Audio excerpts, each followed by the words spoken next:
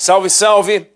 A gente sabe que a política entrou no clima de fla-flu há muito tempo, a tal da radicalização, né? Polarização radical.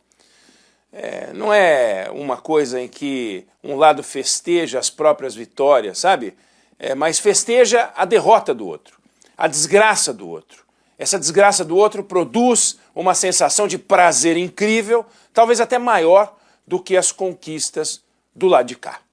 Eu digo isso por causa do indiciamento de Jair Bolsonaro e de mais 36 pessoas por tentativa de golpe e por atentado ao Estado Democrático de Direito. Você leu essa notícia.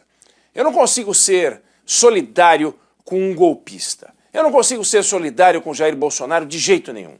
Ele foi presidente da República, no cargo ele se comportava como um agitador, criticava as instituições, dava declaração torta sobre democracia, diminuía a gravidade da Covid, falava mal da vacina, teve um Ministério da Educação pavoroso, um pior que o outro, um Ministério da Saúde doentio.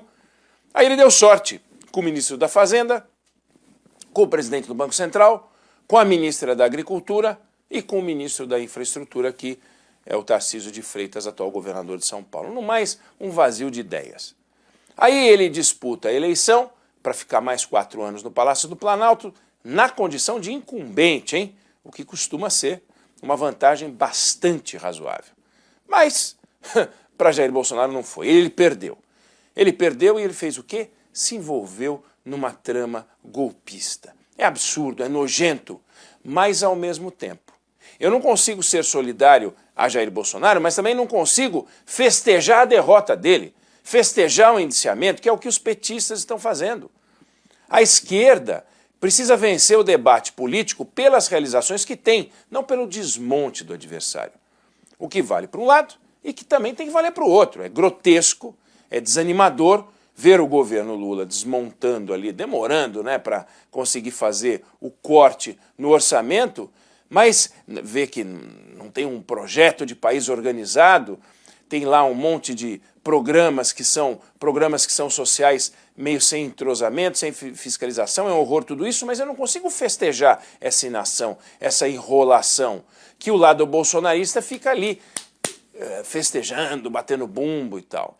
Porque ao contrário do fla-flu, e aí vem a explicação de por que não dá para ficar nesse clima, o Flamengo não tem nada a ver com o Fluminense. Então quando o Fluminense perde, o Flamengo não pode dizer que perdeu junto. Agora, na política, o que acontece com o Lula acontece com a vida da gente. O que acontece com o Bolsonaro, de certa forma, também interfere na vida da gente.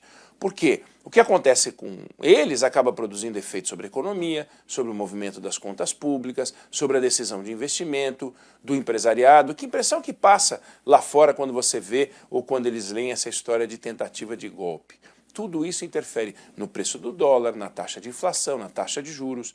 Então, a gente precisa saber que a gente está todo mundo no mesmo barco. Isso não significa passar pano, né, para o Bolsonaro, ou então abençoar a enrolação gerencial do Lula, não. Mas significa saber que na política, diferente do futebol, não dá para ser cada um por si, não. A gente está todo mundo no mesmo barco mesmo.